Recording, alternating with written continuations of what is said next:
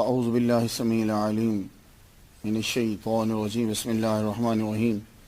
تمام نبیوں کے سردار حضرت محمد صلی اللہ علیہ وآلہ وسلم اور تمام مذاہب کے سردار دین اسلام کے پیروکاروں، سلام علیکم۔ صلاۃ و سلام محمد مصطفیٰ صلی اللہ علیہ وآلہ وسلم کی ذات پر اور دنیا کے عظیم ماں باپ محمد مصطفیٰ صلی اللہ علیہ وسلم کے ماں باپ پر۔ آج کی گفتگو جو ہے،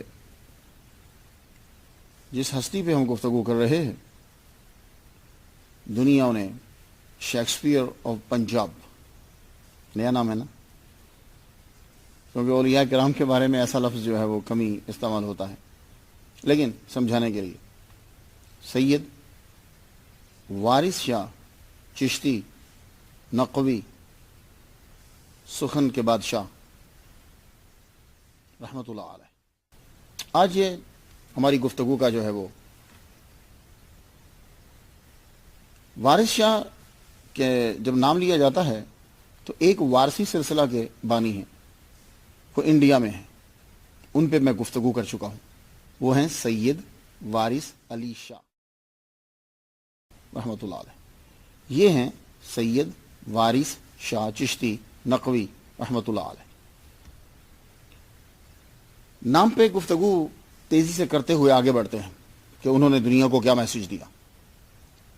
سید، آپ کے نام کے ساتھ سید جو ہے وہ شروع میں لگ رہا ہے اس لیے کہ آپ سادات خاندان سے، اور آپ کا شجرہ نسب سید صدر الدین بھاکری سے ہوتا ہوا امام علی الہادی نقی علیہ السلام سے جا کے ملتا ہے۔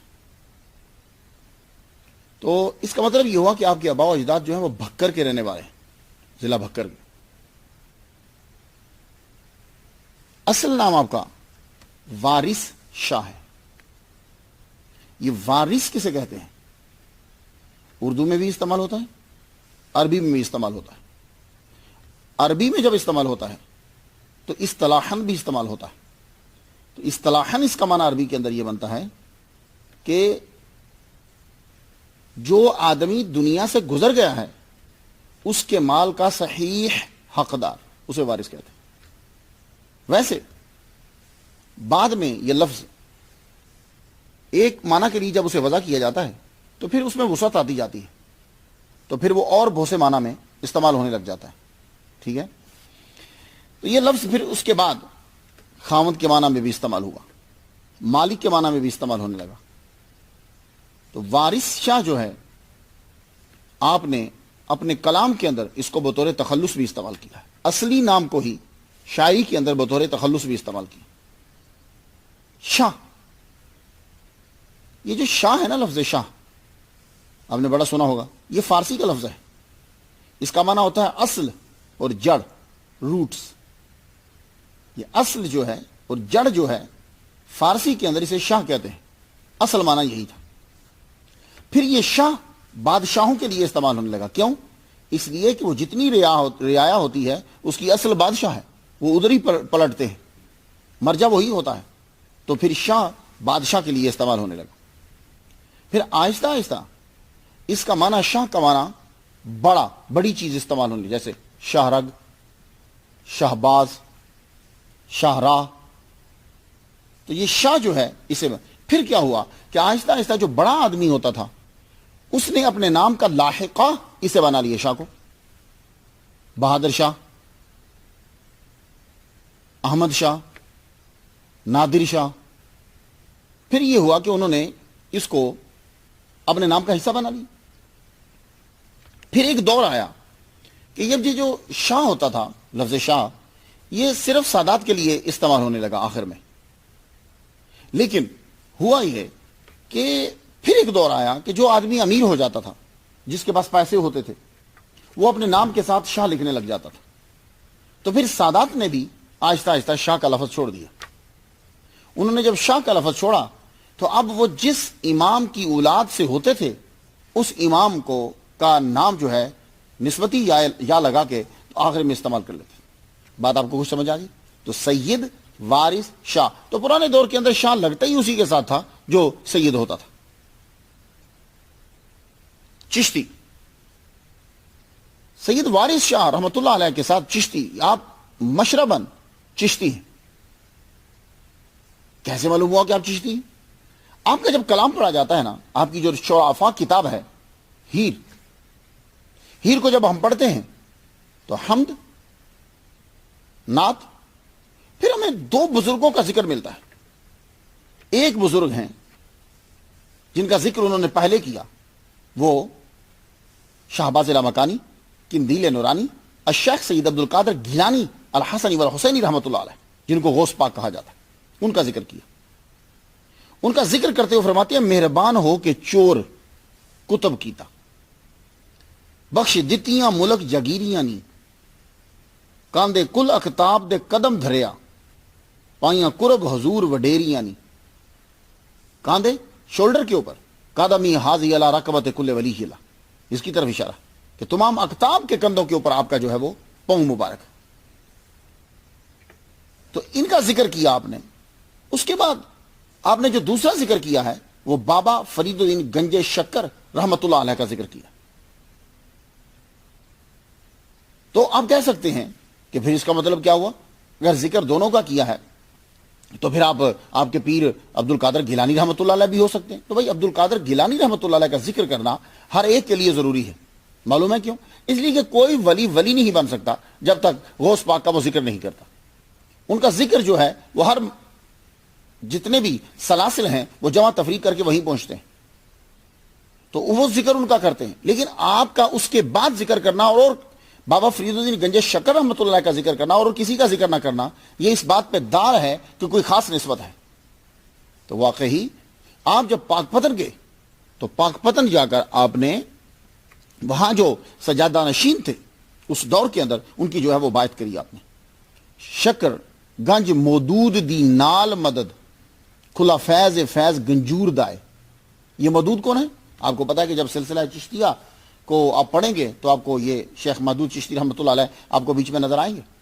تو گنج شکر کا ذکر کرنا اور شیخ مودود کا ذکر کرنا، اس سے معلوم یہ ہوا کہ آپ چشتیہ سلسلے سے باعث تھے. اور پھر آپ کا رہن سہن اور آپ کا سما سے شوق یہ بھی بتلاتا ہے کہ آپ چشتیہ سلسلے سے. تو آپ نے ان کو اپنا روحانی پیر مانا اور وہاں آپ رہے بھی. تو یہ شیکسپیئر آف پنجاب جو آپ کو نام دیا جاتا ہے، سخن دا وارث، یہ کہہ دینے سے کافی نہیں ہے. اگر آپ کو کبھی موقع ملے تو آپ ان کی شعراء افاق کتاب ہیر کو ضرور پڑھیے گا.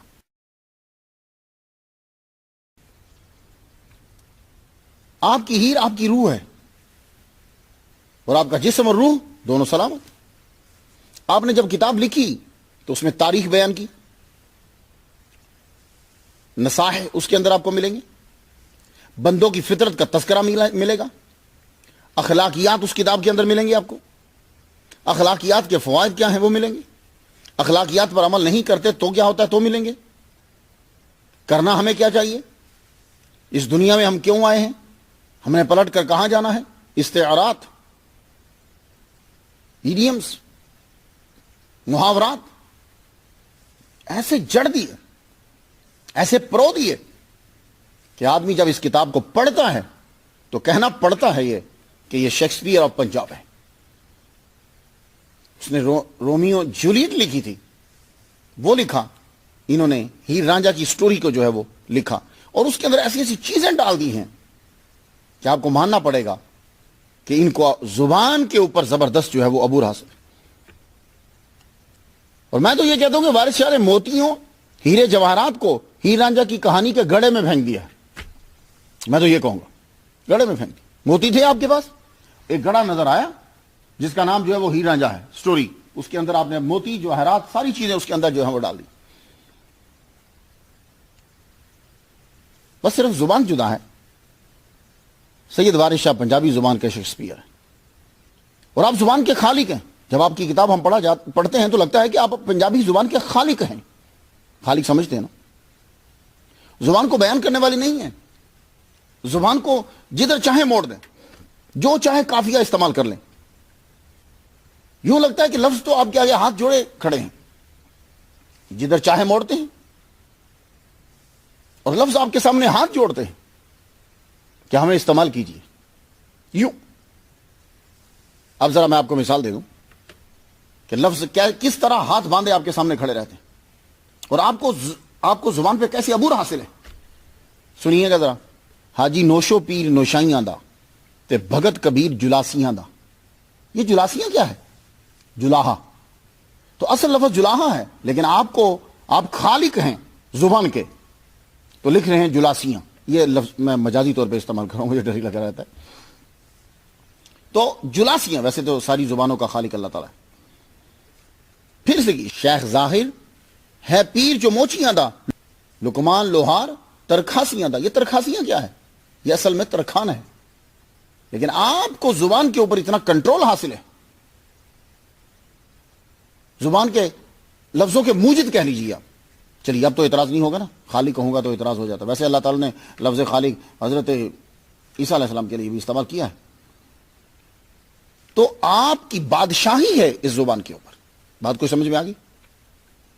تاریخ پیدائش کب پیدا ہوا ہے، کس دور کے اندر. پھر یار ذرا جب دور کا پتہ چل جائے تو سمجھنا آسان ہو جاتا ہے کہ آدمی کے اوپر جو اثرات ہیں یہ کیوں ایسے ہوئے.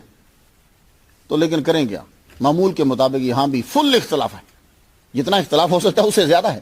لیکن میرے نزدیک سید وارث شاہ چشتی نقوی رحمۃ اللہ علیہ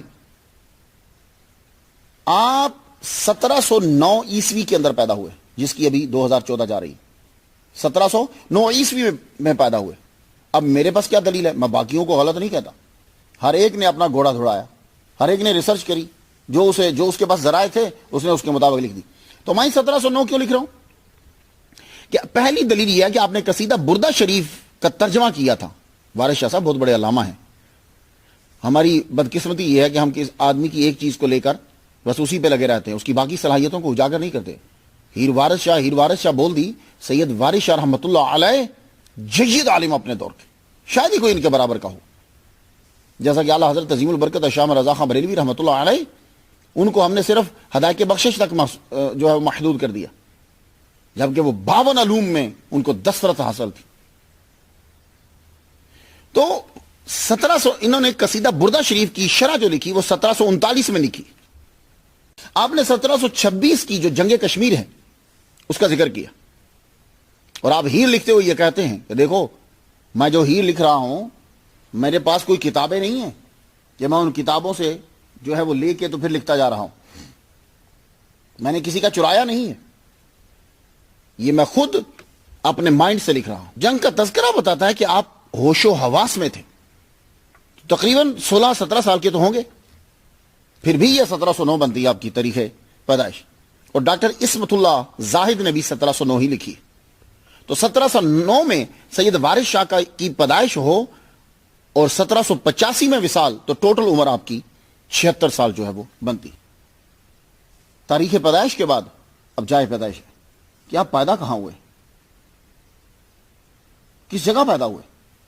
تو سب سے مستند جو ہے وہ چیز یہ ہوتی ہے کہ جس کے بارے میں بول رہے ہو وہ خود کہیں لکھ گیا ہو، اس کی دلیل سب سے معتبر ہوگی، پھر اس کے ڈسائپل کی یا اس کے رشتہ داروں کی. تو آپ نے خود اپنی کتاب کے اندر اپنے قلم سے لکھ دیا شعر 628 نمبر شعر کے اوپر. وارث شاہ وسنیک جندیالڑے دا تے شاگرد مخدوم قصور دائے. جنڈیالڑا سمجھ آ گیا؟ تو یہ جنڈیالڑا جو ہے یہ وسنیک آپ نے بتا دیا کہ یہاں کا یہ باسی ہے، یہاں کا رہنے والا ہے. تو پتا چلا کہ آپ کا جو جائے پیدائش آپ کی جو ہے وہ جنڈیالہ شیر خاں ہے. یہ جنڈیالہ شیر خاں کہاں ہے؟ اس علاقے کے اندر جنڈی جنڈ ہوتے تھے، تو لوگوں نے اس کا نام جنڈا والا رکھ دیا اور استعمال کرتے کرتے یہ جنڈیالہ ہو گیا. لیکن جنڈیالہ کے ساتھ شیر خاں کیسے لگ گیا؟ تو یہ جو شیر خاں ہے اصل میں یہ ایک صوفی تھے، افغانستان کے پٹھان، وہاں سے یہ داخل ہوئے. پیر و مرشد نے ان کے پیر نے بھیج دیا جاؤ جا کے تبلیغ کرو. تو وہاں سے آتے ہوئے یہ شیخو پورا لاہور کے اندر پہنچے. یہاں یہ تبلیغ کرتے تھے، گاؤں کے اندر جا کر تبلیغ بھی کرتے اور لوگوں کے لیے رفع عامہ کے کام بھی کرتے. تو یہ تبلیغ کرتے کرتے یہاں جنڈیالہ میں یہاں پہنچے. اس قصبے میں جب پہنچے تو یہاں کے لوگوں کو پانی کی کمی تھی. آپ نے ان کے لیے بہت بڑی باولی بنوائی. باولی سمجھتے ہیں؟ بڑا کنواں جس میں اتر کر نیچے پانی لیا جا سکتا ہے اور جس کو اینٹوں کے ساتھ بنایا جاتا ہے. تو آپ نے باولی بنوائی. تو یہ لوگوں نے جب ان کی صفات کو دیکھا, ان کی اچھی خصلتوں کو دیکھا, تو وہ جنڈیالہ جو ہے وہ جنڈیالہ شیر خان مشہور ہونے لگے. بات کو سمجھ میں آ گئی؟ تو اکبر بادشاہ کے دور حکومت میں یہ بہت بڑا قصبہ تھا. اس شہر کے اندر, قصبے کے اندر حضرت پیر سید وارث شاہ رحمت اللہ علیہ جو ہے وہ پیدا ہوئے. آپ کے والد گرامی. بیٹا جب معاشرے میں مشہور ہوتا ہے, بیٹا جب کوئی کام کرتا ہے تو باپ کا اثر اس کے اندر ضرور ہوتا ہے. ماں پہ تھی, پتا پہ گھوڑا, بوتا نہیں پر تھوڑا تھوڑا. بیٹی جو ہوتی ہے وہ ماں پہ جاتی ہے, بیٹا جو ہوتا ہے وہ باپ پہ جاتا ہے. پورا نہ بھی جائے تو تھوڑا تھوڑا ضرور ہوتا ہے, اس کے اثرات ضرور ہوتے ہیں. بلے دا بلہ نہ ہوئے تو متھے پھلی ضرور ہوندی. بات کو سمجھ میں آ رہی ہے کہ یعنی پورا جو ہے وہ بچڑا اپنے باپ پہ نہ گیا ہو تو کچھ نہ کچھ نشان کہیں نہ کہیں ضرور ہوتا ہے. تو آپ یہ سمجھتے ہو کہ سید وارث شاہ رحمۃ اللہ علیہ جو اتنے مشہور ہوئے ہیں تو باپ کا کچھ اثر تو ہوگا. ہاں, باپ جو ہیں یہ سارا خاندان یہاں کا رہنے والا نہیں ہے, یہ بکھر سے مائیگریٹ ہوئے. ان کے والد گرامی تبلیغ کرتے کرتے کرتے کرتے, جیسے سادات کا کام تھا, تبلیغ کرتے کرتے یہ یہاں جنڈیالہ میں پہنچ گئے. آپ کے والد گرامی کا نام سید گل شیر شاہ بن سید گل محمد رحمت اللہ علیہ سادات کا نام ہے. اور تصوف میں آپ کو اتنا مقام تھا. اس دور میں تو نارمل آدمی جو ہے وہ بڑا صوفی ہوتا تھا, تو جو سادات ہوں گے, عالم دین ہوں گے, ان کا مقام کیا ہوگا؟ آپ سمجھنے کی کہ عام آدمی بھی ذرا نیک ہوتا تھا, کیونکہ برائی کے ذرائع تب کم تھے. آج کل تو برائی کئی اقسام کی آ گئی. تو آپ تبلیغ کرتے کرتے جب یہاں پہنچے تو یہاں مسجد کے امام ٹھہرے, مسجد کے امام ٹھہرے. اور تصوف کے اندر, اور پھر گاؤں کی مسجد ہو, پھر اور تصوف کا موقع ملتا ہے. تو اللہ تعالیٰ نے آپ کو مقام قطبیت عطا فرما دی. تو آپ جب یہاں تشریف لائے تو اب آپ کی فیملی بھی کچھ افراد جو ہیں وہ یہاں آ گئے. اللہ تعالیٰ نے آپ کو 2 بیٹوں سے نوازا, قاسم شاہ اور بہار شاہ. 2 بیٹے اللہ تعالیٰ نے آپ کو دیے. بعض نے کہا کہ آپ کے علاوہ 2 بھائی تھے, کارنوس بیٹر. اب آپ پڑھنے لگے اپنے والد گرامی. والد گرامی سے جب پڑھ رہے ہیں تو پرانے زمانے کے اندر ماں باپ جو ہیں وہ تعلیم دیا کرتے تھے. آج کل تو ماں باپ کو معلوم نہیں ہوتا, اگر معلوم ہو تو ٹائم نہیں ہوتا.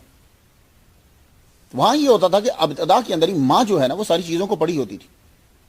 تو ماں جو ہے وہ پہلے پڑھاتی تھی, پھر اس کے بعد ابا جو ہے وہ کچھ سٹیپ بڑھاتے آگے, اس کے بعد محلے کے استاد کو دے دیا جاتا تھا. وارث شاہ رحمۃ اللہ علیہ کی تربیت والد گرامی نے کی, آپ کی ماں نے کی. آپ کی ماں بھی سید خاندان سے. اور جب آپ اپنے ابا سے پڑھ چکے تو پھر آپ کے ابا نے ماموں کے حوالے کر دیا. آپ کے ماموں سید سلامت علی شاہ, یہ بھی شیر خان وہیں مسجد کے اندر امام ہے. پھر ماموں نے تربیت کی. اور مجھے یوں لگتا ہے کہ چونکہ چھوٹی عمر کے اندر ہی آپ کے والد گرامی ماں باپ دنیا سے چلے گئے تھے, تو مجھے لگتا ہے کہ باقی زندگی جو ہے وہ آپ کے ماموں نے آپ کی جو ہے وہ رکھوالی کری. تو اسی کے اندر ہی آپ ماموں سے بھی سیکھتے رہے. اور یہ بھی ہو سکتا ہے کہ جب آپ کے والد گرامی چلے گئے ہوں تو آپ کے ماموں اسی مسجد کے امام بن گئے ہوں. بھائی یہ ساری چیزیں, لیکن مسئلہ یہ ہے کہ ابتدائی زندگی کے اندر بس یوں دھوڑ سی ہے, اور ایسی دھوڑ ہے کہ جا کے ہٹا بھی نہیں سکتے. دھوڑ ہے اور جا کے ہٹا بھی نہیں سکتے. تو آپ وہاں پڑھنے لگے. تو آپ کے والد گرامی کا نام سید گلشیر شاہ ہے, لیکن کچھ لوگوں کو جو مورخین ہیں جو لکھتے ہوئے ہیں ان کو تھوڑی سی مس انڈرسٹینڈنگ ہو گئی. مس انڈرسٹینڈنگ کس وجہ سے ہوئی؟ اس لیے کہ وہ ایک شعر ہے آپ کا 594 نمبر پہ جو شعر ہے آپ کا, وہاں آپ لکھتے ہیں بنا عمل دے نہیں نجات تیری پیا مرے کتب دا بیٹے آئے. کہ تو پاویں کتب کا بیٹا ہے, تو یہ بات یاد رکھنا کہ نجات کے بغیر عمل کے بغیر نجات نہیں. بنا عمل دے نہیں نجات تیری. اب یہاں لوگوں نے کہا کہ یہ جو لفظ کتب استعمال کیا گیا ہے, یہ کتب آپ کے ابا کا نام ہے. انہوں نے کہا کہ پاویں تو کتب دا بیٹا ہے. تو بات اصل میں یہ ہے کہ اس کے پڑھنے کے بعد یہ تحریر کر دینا کہ آپ کے ابا کا نام کتب شاہ ہے, یہ غلط ہے. کیوں؟ اس لیے کہ کتب جو ہے وہ ولایت کے اندر ایک عہدہ ہے. 300 اولیاء، 40 ابدال، 7 اوتاد، 5 اقطاب، 1 قطب عالم. یہ قطب جو ہے یہ ایک عہدہ ہے اور بہت بڑا ہائی عہدہ ہے ولایت کے اندر، تصوف کے اندر. تو اب یہ عہدے کے ساتھ ہی کہا جا سکتا ہے کہ سنو، یہ نہ سمجھنا کہ اس عہدے پہ جب پہنچ چکا ہے تو اب یہ میرے باپ کا یہ عہدہ ہی مجھے بچا لے گا، کافی ہے نہیں، مجھے بھی عمل کرنا ہے. یہ بات یاد رکھیے. جیسے اب میں مثال دے دوں، حضور صلی اللہ علیہ وآلہ وسلم نے بی بی فاطمہ الزہرا رضی اللہ تعالیٰ عنہ سے یہ کہا تھا، یہ مت سمجھنا کہ میں نبی کی بیٹی ہوں، تجھے کلمہ پڑھنا ہے، عمل کرنا ہے. آپ سمجھ گیا؟ تو کتب کا جو ذکر کیا ہے وہ آپ نے اپنے ابا محترم کے مرتبے کو واضح کیا ہے، یہ نہیں کہ آپ نے اپنے ابا کا نام لیا ہے. تو کتب جو ہے یہ مرتبہ ہے کہ دیکھو، یہ مت سمجھنا کہ تصوف کے اندر اتنا بڑا مقام مل گیا تمہارے ابا کو اور تو کتب کا بیٹا ہے، ولی کامل کا بیٹا ہے، تو وہ ولی کامل جو ہے وہ چونکہ اللہ کے قریب ہیں اس لیے وہ تیری سفارش کریں گے تجھے. نہ تجھے بھی عمل کرنا ہے. اللہ اکبر جل شان. اب بات سمجھ میں آ گئی. تو آپ کے والد گرامی سید گلشیر عالم و فاضل. تو ابتدائی تعلیم جو ہے وہ میں جیسے آپ کو بتا چکا ہوں، آپ نے جنڈیالہ شیر خان میں اپنے ابا سے ہی حاصل کری، پھر ماموں سے حاصل کری، اور جب لوکل تعلیم جو ہے وہ جو جتنی تھی وہ پڑھ چکے. اب ہائر ایجوکیشن کے لیے باہر تو جانا پڑتا ہے. اب یہ چونکہ شیخوپورہ کے بعد لاہور کے بعد قصور اس دور کے اندر عروج پہ تھا. قصور عروج پہ تھا اس لیے کہ قصور کے اندر جو حکومت تھی وہ حسین خان خویشگی کی تھی. مغلوں کی کافی توجہ اس جانب تھی اور وہاں مدرسہ جو ہے وہ بڑا تھا، لوگ پڑھنے کے لیے وہاں آتے تھے. اب یہ جو قصور ہے اصل میں اس کو عام طور پہ بولا جاتا ہے قصور، کاف کے اوپر زبر بولتا نہیں، کاف کے اوپر پیش ہے. اب یہ قصور کی ایٹمالوجی کیا ہے، میتھ کیا ہے، بڑی حیران کن ہے اور عجیب سی ہے.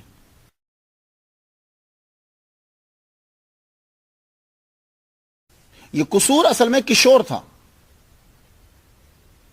قصور اصل میں کشور تھا، اور کشور جو ہے رام سیتا کے بیٹے کے نام پر ہے.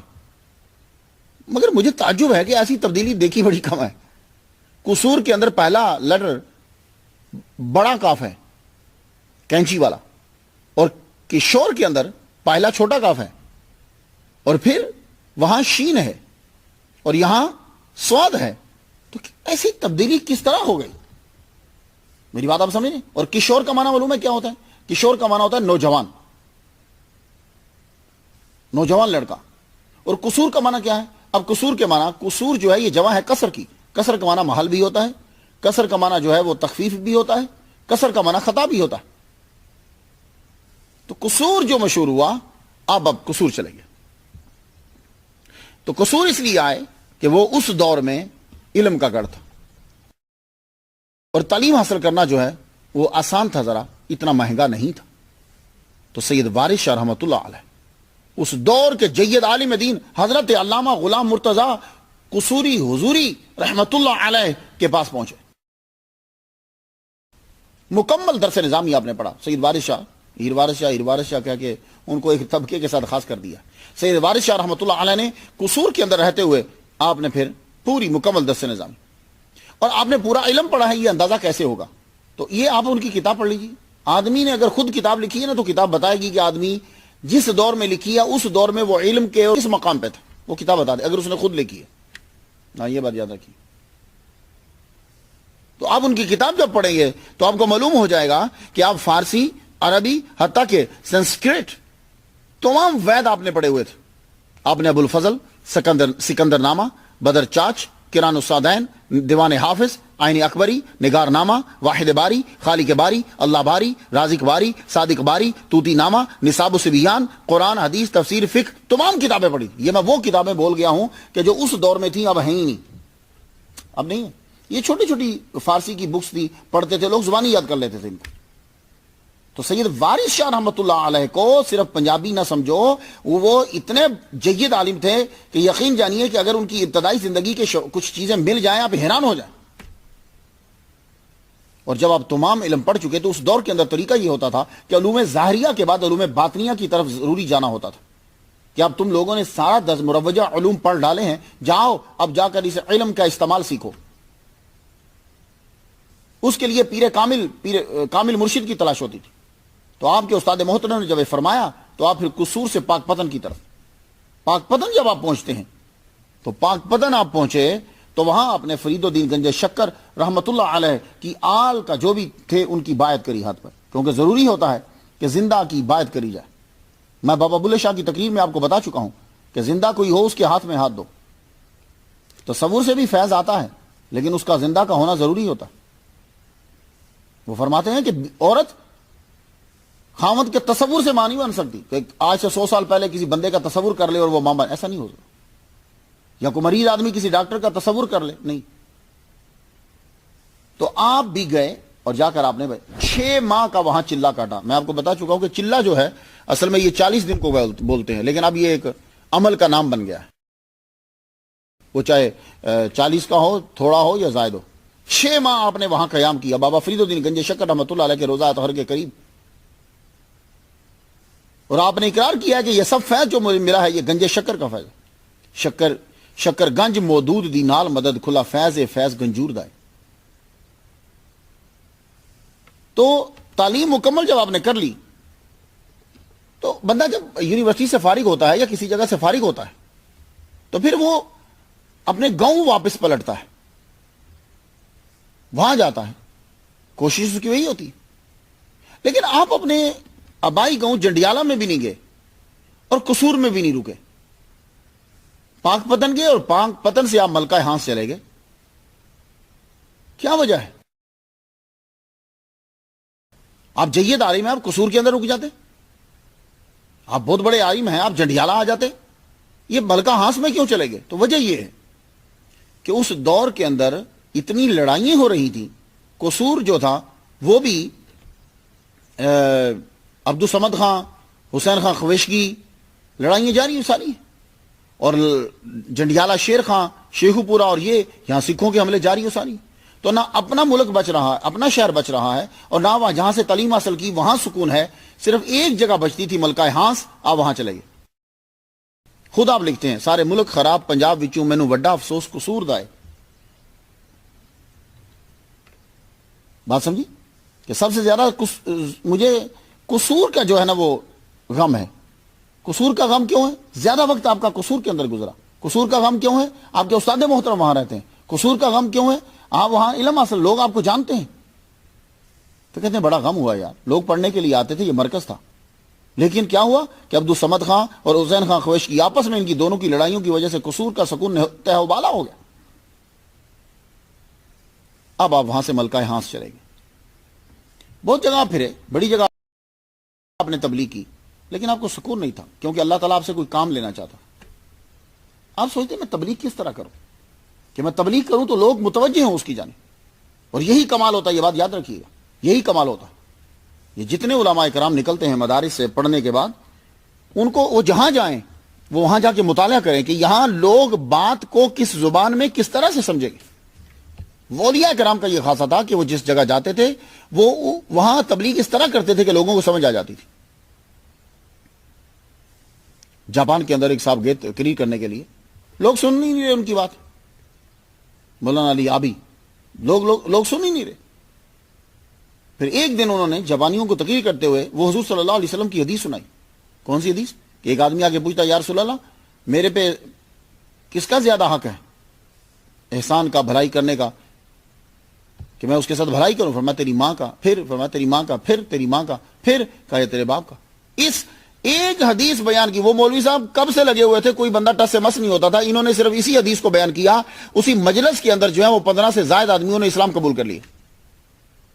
میری بات سمجھ گئے آپ؟ تو وارث شاہ صاحب رحمۃ اللہ علیہ یہ تبلیغ کرتے کرتے وہ چاہتے تھے کہ میں تبلیغ ایسی کروں کہ سب کی توجہ ہو اور اس کو پک کریں وہ۔ تو آپ کو اللہ تعالیٰ نے ایک صلاحیت دی تھی، وہ شعر کہنے کی تھی۔ آپ نے اتنی کتابیں شاعری کی پڑھ ڈالی تھی، دیوان حافظ آپ کو زبانی یاد تھا، مولانا روم آپ کو زبانی یاد تھے، اور جتنی کتابیں تھیں آپ کو یہ سب زبانی یاد تھی۔ تو آپ چاہتے تھے کہ میں اس کے ذریعے سے عام طبقے تک پہنچ جاؤں، اور اس کے لیے موضوع یہ تھا کہ آپ کو کوئی سکون کی جگہ ملے۔ تو پھر آپ ملکہ ہانس پاک پتن سے 12 کلومیٹر دور ہے، نارتھ میں ہے، وہاں ایک مسجد میں آپ نے جا کے ڈیرا لگا لیا. وہ مسجد وارث شاہ کے نام سے مشہور ہے. وہاں اجرا بھی ہے آپ کا, ابھی تک ان لوگوں نے صحیح محفوظ رکھا ہے. اتنا خیر نہیں لیکن محفوظ رکھا. اور ملکہ ہانس کے اندر بھی عرس لگتا ہے, سالانہ میلہ لگتا ہے. لیکن ہوتا کیا ہے کہ وارث شاہ کی جو آپ نے جو ہیر لکھی تھی, اس کو کوئی جس کی آواز خوبصورت ہوتی ہے اس کو بلا لیا جاتا ہے اور وہ اس کو پڑھ کے چلا جاتا ہے. تو اس کا نتیجہ جو وارث شاہ مرحوم رحمۃ اللہ علیہ جو چاہتے تھے وہ نہیں ملا. وہ جو پڑھنے والا بھی ہے وہ ایک ذہنی مزہ دے رہا, اس کو بطور علم جو ہے وہ نہیں پڑھا جا رہا. یہ ملکہ ہانس کیا ہے؟ میں نے بڑا تلاش کیا اسے کہ ہانس کیا شے ہے. تو مجھے ایک جگہ روایت یہ ملی کہ یہ ہانس جو ہیں یہ اصل میں ایک قبیلہ ہے کہ جو حضرت ہانی بن عروہ رضی اللہ تعالیٰ عنہ کی نسل سے, ایک یہ مجھے روایت ملی ہے, اب گاڈ نوز بیٹر. اور دوسرا جو ہے یہ ہانس, میں نے ڈکشنری میں دیکھا کہ دیکھو کہ ہانس کیا ہے, یہ نون غنہ ہے اس کے اندر, ہانس ہے ویسے ہانس جو بولتے ہانس, یہ ہندی کا لفظ ہے. اس کا معنی ہوتا ہے گموار. سینہ سے اوپر اور گردن کے نیچے کی ہڈی کو بھی ہانس کہتے ہیں. اور آپ نے یہاں ڈیرا لگایا. یہ علاقہ اورنگزیب کے درباری استاد سردار قطب الدین کو اس کی خدمت پہ دیا گیا تھا, خدمت. اور یہ علاقہ سید وارث شاہ رحمۃ اللہ علیہ جب گئے تو نواب کھرل ہانس کی ملکیت, آپ نے وہاں ڈیرا لگا لی. جب ڈیرا لگایا اب آپ کلام کو لکھنا شروع. کیوں؟ اس دور کے اندر لوگ شعر و شاعری جو ہے وہ بڑی پسند کرتے تھے. بابا بلے شاہ کا دور سمجھ رہے نا, تو لوگ اسے پسند کرتے تھے. عام زبان میں لوگ اسے یاد کر لیتے اور چلتے چلتے جو اسے بولتے رہتے, اور اس کے اندر ان کو لطف بھی آتا, چیز بھی یاد ہو جاتی, اور اس کے اندر درد کو سمو دیا. اب لیکن مسئلہ یہ ہے کہ لوگ کوئی نہ کوئی بات جو ہے وہ لگا دیتے. اس عالم دین سید زادے کے اوپر بھی انہوں نے لگا دیا کہ بھاگ بھری جو ہے وہ ایک گرل فرینڈ تھی ان کی, یعنی اس پہ یہ عاشق ہو گئے تھے.